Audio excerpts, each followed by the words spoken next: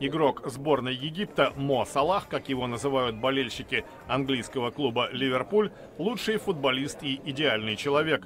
Это уже мнение главы Чечни Рамзана Кадырова, который в канун чемпионата мира посетил тренировку египтян на стадионе Ахмат-Арена в Грозном. Здесь они отдыхают и тренируются между матчами. В пятницу Мохаммед Салах и его товарищи по команде посетили намаз в мечети сердца Чечни. Затем руководство республики дало званый ужин в их честь. Накануне Рамзан Кадыров присвоил футболисту звание почетного гражданина Чечни. Об этом он сообщил в своем канале в мессенджере Telegram, с которым уже 2 месяца ведет борьбу Роскомнадзор. Как полагают правозащитники, Кадыров использует Салаха в целях саморекламы. Чеченского лидера обвиняют в многочисленных нарушениях прав человека. Он отвергает критику в свой адрес и заявляет, что Федерация футбола североафриканской страны сама выбрала Грозный в качестве базы.